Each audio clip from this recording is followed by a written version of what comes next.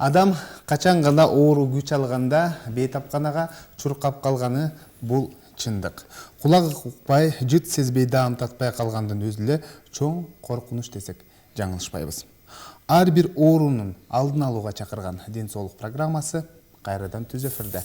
Саламатсыздар, урматтуу көрүүчүлөр, бүгүн дагы сиздер менен биз 40 мүнөт бою бирге болуп, кайсы дагы бир оору жөнүндө маалымат берүүгө аракет жасайбыз. Ардактуу көрүүчүлөр, жогоруда маалым болгондой, бүгүн биз программанын соңуна чейин мурун көңдөйүндө ашыкча эт өсүп калуусу же болбосо мурун көңдөйүн полип оорусу жөнүндө сүйлөшөбүз. Эгерде сиздерде да кандайдыр бир тема боюнча суроолор жаралса, сөзсүз түрдө байланышка чыксаңыздар болот.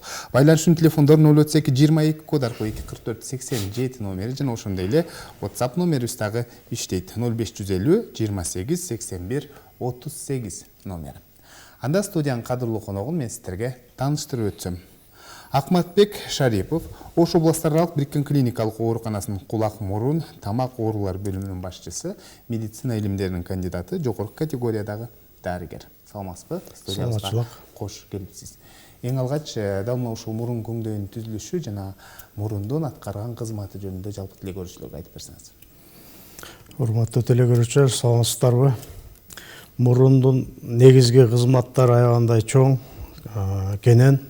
Ошол тууралуу кичине маалымат берсек, мурун негизинен 2 мурундан турат, бөлүктөн.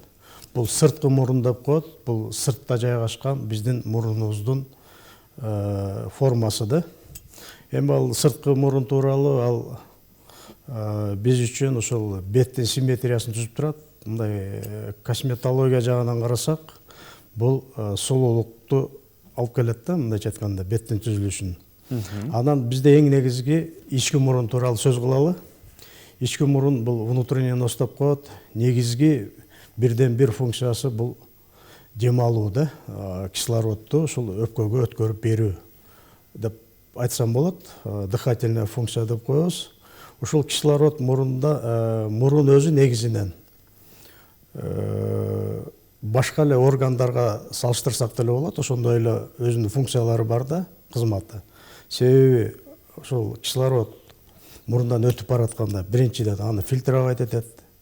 Чаң болобу, газ болобу, микробтор болобу, тазалайт да, мындайча айтканда. Себеби мурундун кире беришинде чачтар жайгашып калган. Фильтрдин ролун аткарат да.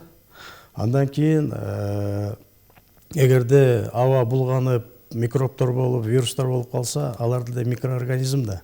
Алар да жашагысы келет, көбөйгүсү келет. Ошол тоскоолдуктардан өтүп кетет да. Өтүп кеткенде мурундун өзүнүн мындай бир өзүнө клей сыяктуу мындай тартып алуу системасы бар, мына слизистая оболочкадачы. Себеби былжырчыл кабык постоянно жанагындай увлажненный болуп турат да. Анан өтүп бараткан абадагы ошол микроорганизмдер кирип кетсе, өзүнө соруп алат да, ошол жерден иммундук система деп коет бизде. Мындай сууктуктар бөлүнүп чыгат дагы, вирус болсо противирусный действиесин берет, микроб болсо противомикробный, бул бактерицидный, противирусный. Ошол жерин обеззараживать этип иштейт.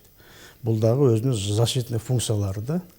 Андан сырткары защитный функция дейбиз, эгерде адам бир чаң помещенияга кирип калса, сөзсүз түрдө чүчкүрөт да. Себеби бул дагы ошол жанагы зыяндуу нерсени өткөрбөгөнгө аракет кылат да. Андан сырткары мурунун ичинде атайын кичинекей ресничная клетка деп коебуз, же ворсинка деп коебуз. Ошол топтолуп калган эмени, жанагы микроорганизмдерди поглощать этип, мурунун артына өткөрүп берет да. Анан адам мурун тартып, какырып, дагы түкүрүп коюшу мүмкүн, тазалап, бул очистительный функцияларына кирет да. Кээ бир адамдар тартып туруп, кайра жутуп коюшу да ыктымал. Ар кандай случайлар болот.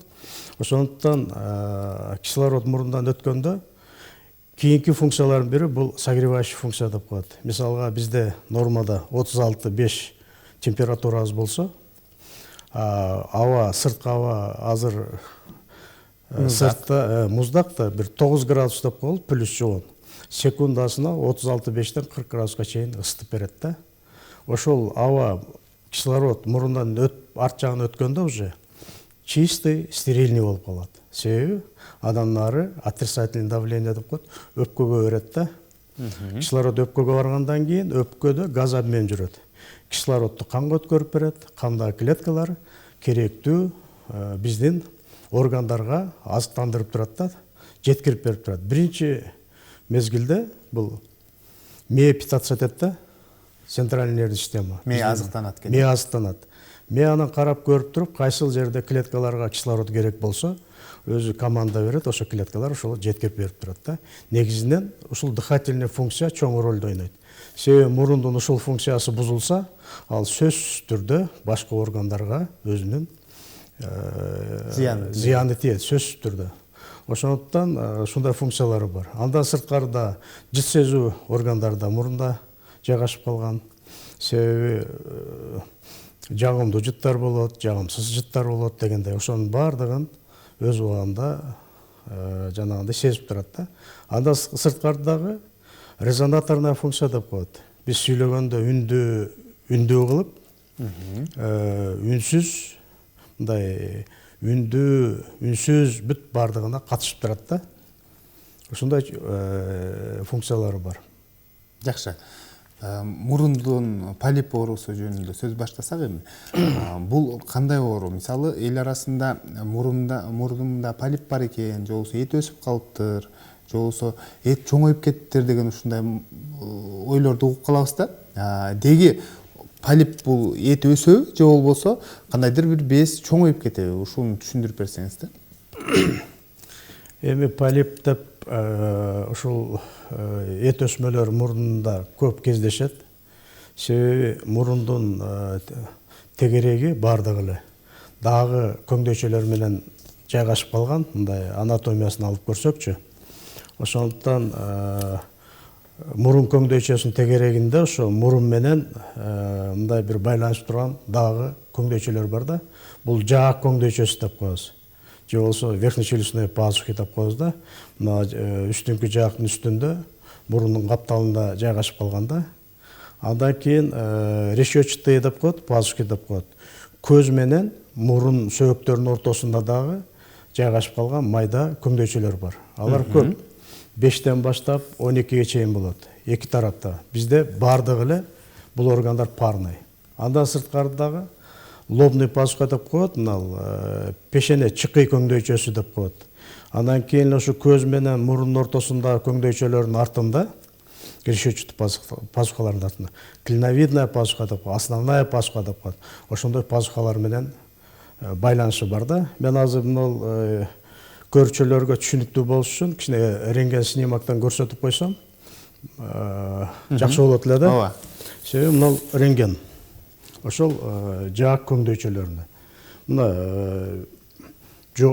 верхнечелюстная пазуха деп коебуз, же ушул үстүнкү жаак көңдөйчөлөрүнө. Мурунун эки жагында жайгашып калганда, мына мурундун өзүнүн носовой полость, ичи перегородка менен. Мына чыкый, лобный же болбосо пешене пазухалары да, бүт бардыгы эле парный. Эми мына көз менен мурдун ортосунда мына майда клеткалар бар мына, решетчатый мына. Көздүн үстүнө чейин өтүп кетет да, бул клеткаларчы. Буну решетчатый пазухи деп коет да. Ушул көңдөйчөлөрдүн бардыгы өзүнүн түтөкчөлөрү менен мурун ичи менен байланышып турат. Эми баягы полип деп атпайсызбы? Көбүнчө ушул көңдөйчөлөрдүн жабыркап калышынан эң көп жанагы мындайча айтсак, биринчи местода деп коелу, биринчи орунда көбүрөөк жабыркаганы бул решетчатый пазухалар. Мурун менен көздүн ортосундагы майда көңдөйчөлөр да. Ушул көңдөйчөлөрдүн жабыркап калып, баягы өнөкөт формасын өткөндөн кийин бейтаптар өз убагында кайрылбай, өз убагында дарыланса да туура эмес дарыланып жүрсө, ошол өнөкөт формасын өтөт да, хронический этмоидит деп коет. Ошол хронический формасын өткөндөн кийин ушул мурун менен байланыш турган түтөкчөлөрү ичинен бекилип калат дагы, ичинде анан өзүнчө жанагындай микробтордун өнүгүп жанагындай кетишине жол берет да, мындай түтөкчө. Ичинен жабылып калат дагы, анан кийин аэрациясы бузулуп калат. Ошонун негизинде условия создавать этилип калат дагы, микробтор көбөйүп, анан ушул орну алып келет да, мындай. Ошон хронический форма өткөндөн дарыланбай жүрө берсе, ошол решетчатый клеткалардан биз айтып аткан жана полип дегендер ошол жактан пайда болуп, мурундун ичине өсүп мурундун ичиндеги дем ала турган жолдорду тосуп, ошо тоскоолдук келип, уже өсө башташат да. Муну ушул полипозный этмоидит деп коебуз биз. Жакшы. Негизинен жакшы түшүндүрүп өттүңүз. Анан эмнеден улам жабыркайт, ошону дагы айтып өтсөңүз. Мен айтып атпаймынбы, эң негизгиси ошол көңдөйчөлөрдүн түтөкчөсүн бүтүп калгандыгынан. Бүтүп калгандыгынан. Анан кийин түтөкчөнүн ичиндеги, мисалга баягы мен мындай түшүндүрүп кетейин кеңири. Острый синуит деп коебуз, анан хронический синуит деп коебуз да, эки бөлөбүз да. Курч жана өнөкөтүнө өтүп калган. Көбүнчө полиптер өнөкөтүнө өтүп калган формаларда гана кездешет да. Себеби ага ар кандай нерселер тоскоолдук болуп калышы мүмкүн мурундун ичине.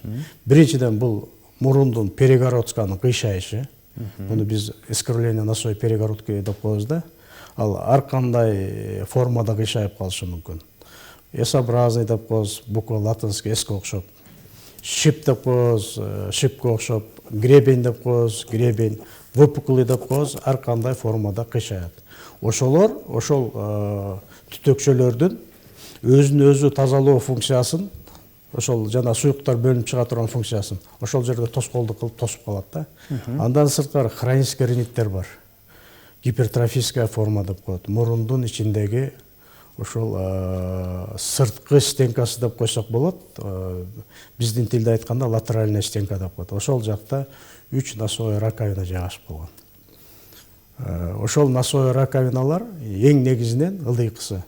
Жанагы кавернозный клеткалар көп жайгашып калганда, мурундун жанагындай, мурунду влажность этип, өзүнөн суюктуктарды бөлүп чыгарып, теги влажный кармайт. Экинчиден смазывать этип турат да.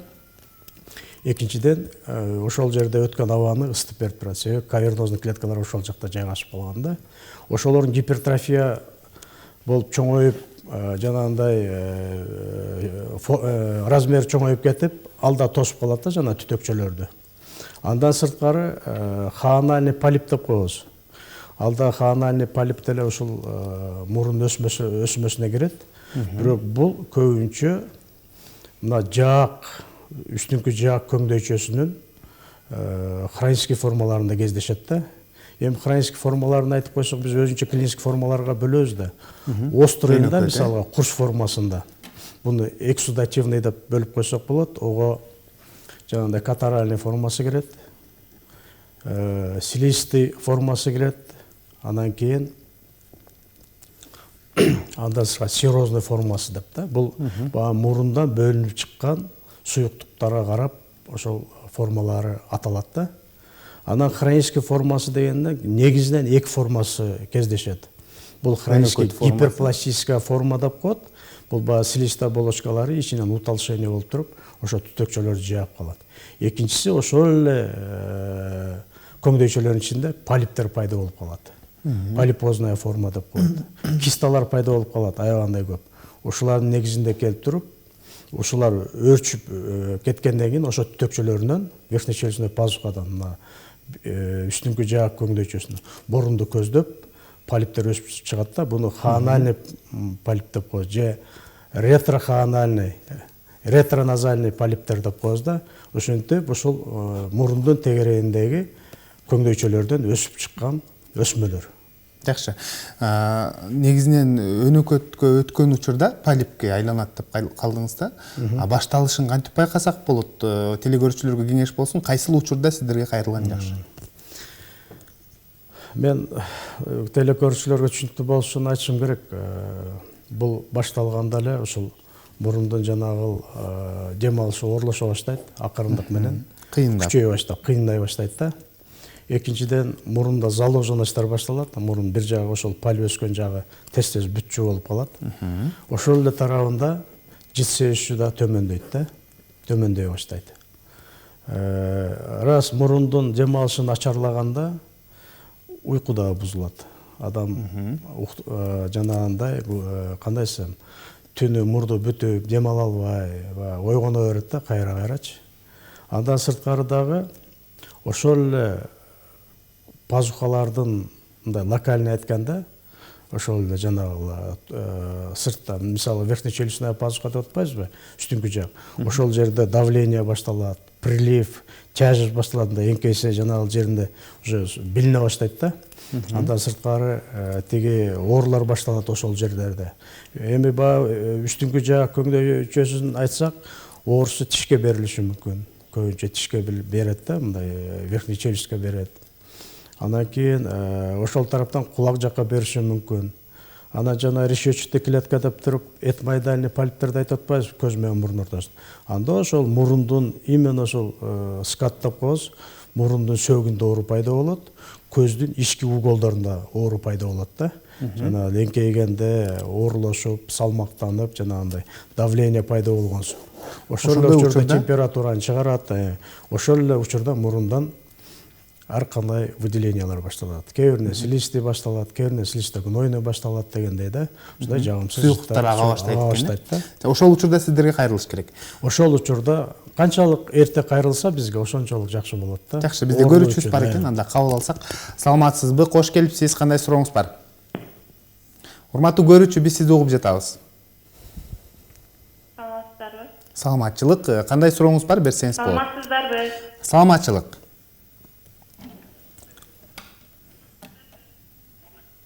Сиздердин көрүүңүздөрдү азыр мен көрүп анан сиздерге байланышта чыгып атам да, агайга суроом бар эле. Уланта бериңиз.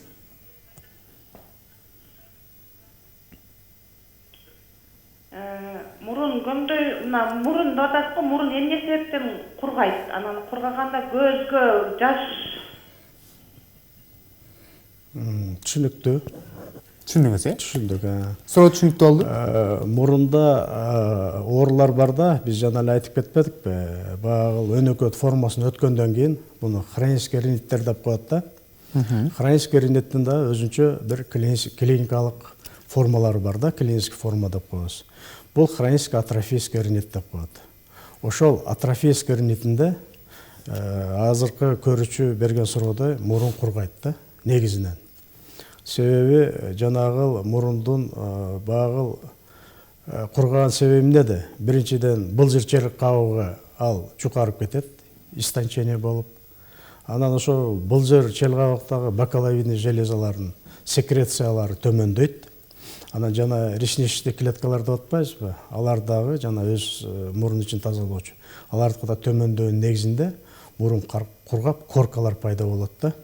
Анан бул жерде дагы суроодо айтпады, мурду канайт бекен, канабайт бекен, ошол жактарда. Анан жанагындай мурундун жыт сезүүсү дагы төмөндөй түшөт. Буну хронический атрофический ринит деп коет да. Сиздерге кайрылыш керек. Бизге кайрылыш керек. Себеби бунун дагы эки түрү бар. Ограниченная форма деп коет. Бул мурундун эле бир определенный эле жанагындай жеринде кездешет да. Бул перегородкада болуп калышы мүмкүн. Астыңкы отделинде, Кайсы бир бөлүгүндө, астыңкы жагында. Анан нижний носовой раковинада болуп калышы мүмкүн. Анан кийин экинчи формасы бар, диффузный. Бул толугу менен мурундун ичинде, бүт бардык жана стенкаларында да, мурун ичи да билинбеген менен 4 стенкадан турат, астыңкы, үстүңкү, анан ички, сырткы дегендей да. Ошол стенкаларындагы диффузный поражение болуп калышы мүмкүн да. Вот, ошондуктан эки формадан турат. Булар сөзсүз түрдө бизге келип кайрылган жакшы. Жакшы, кийинки суроо. Саламатсыздарбы? 4 жаштагы баламдын мурдуна бир нерсе тийип кеткенде, колу тийип кетсе дагы канай берет дейт. Эмне үчүн деген суроо калтыптыр да. Абдан кыскача жооп берсеңиз, аябай көп суроолор. Абдан жакшы суроо экен. Себеби мурунда мурун ушундай органда кан тамырлар аябандай көп жайгашып калган да. Себеби самый жанагындай канай турган өзүнүн бир зонасы бар. Зона кисель-баха деп айтылат да ал.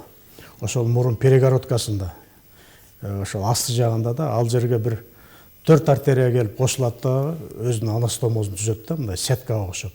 Ошондуктан малейший эле травма болуп калса, кол тийип кетсе, башка болсо, ошол зонада кан тамырлар жарылып кетет. Сосудтардын көптүгүнөн аягандай. Буну оору деп түшүнсөк болобу? Жок, оору деп түшүнүштүн кереги жок. Бат-баттан канай берет дейт да. Бат-баттан канай берсе, жанагындай мен айткандай локальный передний сухой риниттен канайт. Аны алып келип көрсөтүш керек. Мурунда жара пайда болуп калат. Андан кийин жанагы картты тазалагандан кийин карттын астындагы кан тамырлар ачылып калат да, жарыла берет да. Адам коркушу кереги жок. Ал бир аз тургандан кийин мурундун мынол сырткы биз ноздря деп коебуз, крыло деп коебуз. Мынол кырлоону ошол канаган жагынан ошо перегородкага басып туруш керек да. 1-2 мүнөт басып турса эле токтоп кала турган нерсе. Же болбосо стерильный вата болсо үйдө, вата. Кичине там жанагындай синтамицин мазь болуп калабы үйдө. Же болсо багында вазелиндер болуп калабы дегендей да. Үйдө болуш керек, мен ойлойм. Көпчүлүк эле колдонот. Ошо майлап туруп, ошо ватаны коюп турса болот убактылуу. Бизге жетишекти. Көрүүчүбүз бар экен, анда кабыл алып түз эфирге алып чыгабыз. Саламатсызбы? Кош келипсиз. Кандай сурооңуз бар?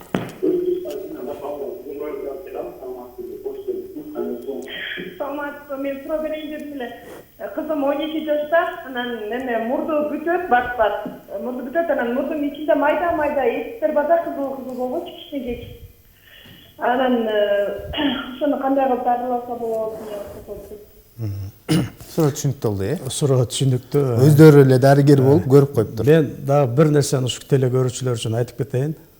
Себеби мурун нерв аркылуу ушул бут менен да, көбүнчө тапан менен Байланышы бар, кол менен байланыш бар да. Анан мына суук түшкөн мезгилде ата-эне дагы ушуга көбүрөөк көңүл буруш керек да. Себеби бут üşүсө уже мурундун ичиндеги слизистая оболочкалар резко реакция берет да, возбуждать этет дагы, анемичный болот дагы, анан отек пайда болот дагы, застой деп коебуз, кандын жүгүрүшү төмөндөйт. Анан кийин эле насморк алып келет да. Ошондуктан азыркы күндө мыналы күз уже кыш келди, айрыкча ошого көңүл буруш керек. Кээ бирлер ойлойт, үйдө отопление жакшы жылуу дейт, но пол муздак. Ошондуктан үйдө дагы дополнительный, мындайча айтканда, обувь кийиш керек. Ушуларга жакшы көңүл буруш керек да. Анан 12 жаштагы возраст деген бул азыр переходной возраст. Майда кызыл эттер бар дейт, бул эми? Жетебиз ага. Мына 12 жаштагы возраст деген бул переходной возраст болуп дагы калышы мүмкүн. Ошол возрастта балдар баштарын көп жүйүп баштайт дагы, анан жыңал баш көчөгө чыгып кете берет да. Ал жактарын да караса. Анан мурун ичинде майда кызыл деген булар мындай да. Булар специалисттер эмес, мурун ичин көргөндө түшүнө бербейт да.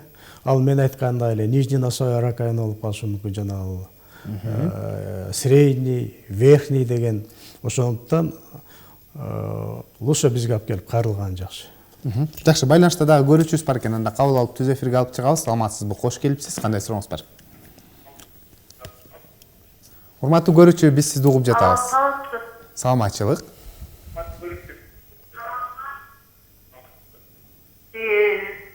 Гайман болгондо дарылакка.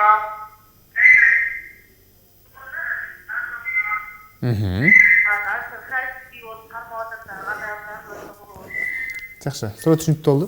Гаймарит болуптур, дарыланып тур, азыр өнөкөт болуп калды дейт. Жок, өнөкөт болуп мындай түшүнүк бар да. Мурундун ичинде негизинен оору көп, аябандай. Себеби хронический ринит деп атпайбызбы, өнөкөт формаларынын бири бизде вазомоторный ринит деген түшүнүк бар да. Бул вазомоторный ринит деген ал аллергический формасы бар. Мен сразу эле көрүүчүлөргө айтып коюшум керек. Аллергия оорусу. Бул аллергия оорусу да бир эки клиникалык формага өзүнчө бөлүнүп кетет. Бул сезонный деп коет. Ар бир мезгилде, бир жылдын мезгилинде кармай турган ооруларда, көбүнчө май айында, июнь айында, жанагы теректер гүлдөгөн маалда, Чөптөр гүлдөгөн маалда ошолордун бөлүнүп чыгарган чаңына. Анан экинчи формасы бар, аллергический. Бул постоянный деп коет, не сезонный деп койсок деле болот да. Бул жыл бою кармай бериши мүмкүн да. Бул күн суукта кармайт, күн ысып кеткенде кичине улучшение болуп калат, ремиссия коюп жанагындай, кайра суук мезгилде кармай берет, цикличный течениясы бар. Анан кийин ошол вазомоторный риниттин дагы бир түрү бар, нейровегетативная форма деп коет. Бул нервный система менен да байланыштуу оорулар да. Пока биз нервный системаны бейтаптын дарыламай сайын мурундагы симптомдор кайтпайт. Андай жактары дагы бар. Анан кийин вазопаралитическая форма деген бар. Жанагы мурун ичиндеги ошол сосудтардын жабыркап калган негизинде да. Бул жанагы мурдун бүтүп атат десе, аптекага барса дарыларды берип коюп атпайбы? Жанагы мурунду ача турган сосудосужащий капля да. Эми конечно, азыр тиги лекарственный фирмаларда түшүнсө болот. Себеби мурунга тамчылата турган дарылар, спрейлер аябында көбөйүп кетти. ошону дагы ооруларга жанагы врачтын назначениясы жок берип коюшат. Аны алып Дарыгердин сунушу менен алыш керек негизи. негизи сунушу менен алыш керек да. Ошону көп колдонгон негизинде вазопаралитик формасына өткөрүп, лекарственный аллергический риниттер менен да келе берет бизгечи. Андан сырткары криогенная форма деп айтып атпайбыз, холодовая деп. Мен азыр эле токтолуп кеттим. Бул багыл Сууктан болот, организм переохлаждение алып калгандан кийин. Жакшы. Андан кийин инфекционный бактериальная форма деп коет. Бул мына өзүбүз айтып аткандай эле азыр Кыргызстанда ОРЗ, острый респираторный заболевание деп көбөйүп кетти, көрүп атасыздар. Бишкекте больницаларга оорулар батпай калды, туурабы? Ошол оорулардын негизинде, вирусный инфекциялардын негизинде дагы риниттер келет да. Анан ошол риниттерде застой отек болсо, рентгенге салганда кээ бир пазухаларда, мурун ичиндеги шишик, мурун тегериндеги пазухаларга өтүп кетет да. Анан ошол жактан мындай рентгенден караганда жанагы пневматизация деп коет, ошонун пазухалардын жанагы эмеси ошол жана затемненный көрүнсө, көбүрөөк гайморит дей берет да. Негизинен бул ооруларда келип кайрылса, көрсөк, жана диагнозун аныктасак, баардыгы эле жакшы болуп кете турган нерсе. Жакшы. Көрүүчүбүз бар экен, анда кабыл алсак, Саламатсызбы? Кош келипсиз. Кандай сурооңуз бар?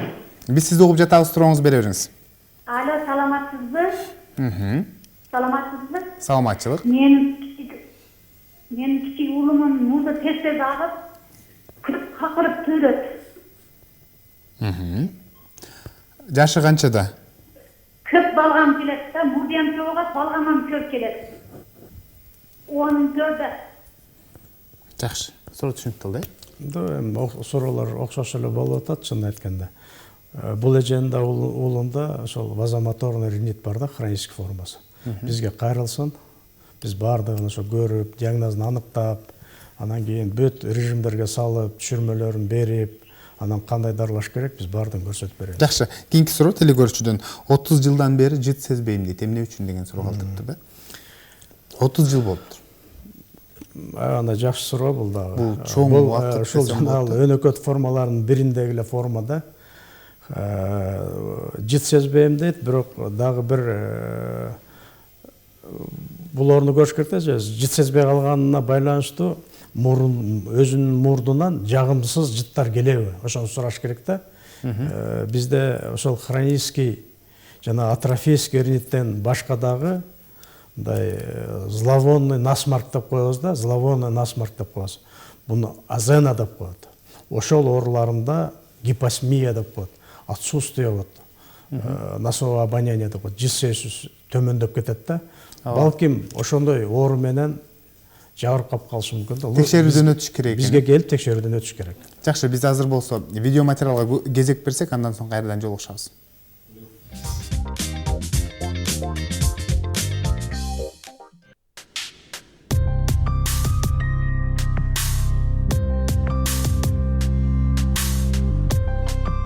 Атет – кулактын сезгениши. Ал сырткы, ортоңку жана ички кулактын атети болуп бөлүнөт. Ички кулактын атети лабиринт деп аталат. Сырткы угу өткөлүнүн сезгенүүсү теринин сыйрылган жерине инфекция түшкөндө болот. Буга үшүтүп же күйгүзүп алуу. Кулакты шиш же ширеңкенин талы менен чукулоо себеп болот. Мында көбүнчө кулак кычышып башталат. Аны басканда, кулак калканын чойгондо, кээде оозду ачканда катуу ооруйт.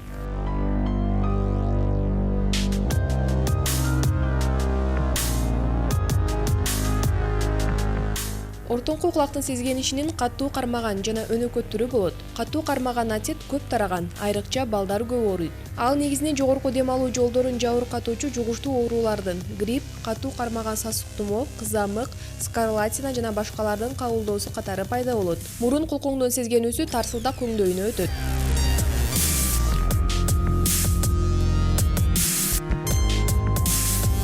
Ортоңку кулактын сезгенүүсүнө аденоиддер, полип, мурун тосмолорунун кыйшаюусу, мурундун бүтүшү, кошумча коңулдардын оорулары да түрткү болот. Ымыркай балдарда бул оору төрөт учурунда ортоңку кулагына каканак суусунун кирип кетишинен болушу мүмкүн. Оору адатта кулак катуу ооруп башталат.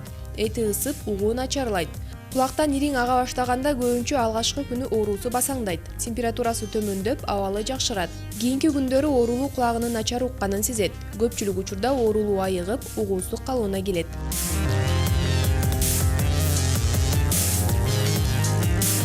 Кээде ортоңку кулактын каттуу кармаган сезгенүүсү өнөкөт формага өтөт да, кийин кулактын тарсылдак жаргагынын тешигинен мезгил-мезгили менен көпкө чейин ириң агып, угуу начарлайт. Көп учурда кулакка суу киргизип алуу өнөкөт сезгенүүнү күчөтөт. Ошондуктан сууга түшкөндө, башты жууганда вазелинге же майга малынган кебезди кулакка тыгып алуу максатка ылайык. Ортоңку кулактын каттуу же өнөкөт сезгенүүсүндө коркунучтуу кабылдоолор болушу ыктымал. Ички кулактын сезгенишинде баш айланат, окшойт, тең салмактуулук жоголот, мээ кабыкчасы сезгелет. Бет нерви шал болот. Кээде ортоңку кулактын өнөкөт же каттуу кармаган сезгенүүсүнөн кийин ортоңку кулак көңдөйүндө тырык калып, үн термелүүлөрүнүн өтүшүнө тоскоолдук кылат да, угуу начарлайт.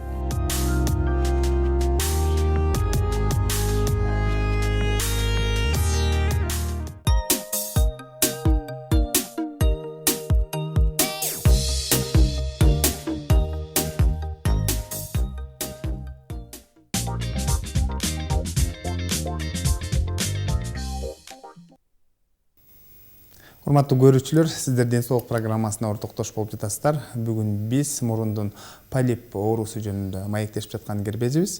Маегибизге кайрылып келсек, дал мына ушул полипти дарылоо жөнүндө айтып берсеңиз, кантип дарылайсыздар? Ушул өнөкөт формасын өтүп, ошол этмоидит уже полиптер мурунда пайда болуп калганы, бул этмоидтин осложнениясы да. Өнөкөт, Өнөкөт уже өрчүп кеткени. Bunday учурда дарылоо только хирургия жолу менен. Операция. Аны жаткырабыз, бул бардыгы наркоз менен болот.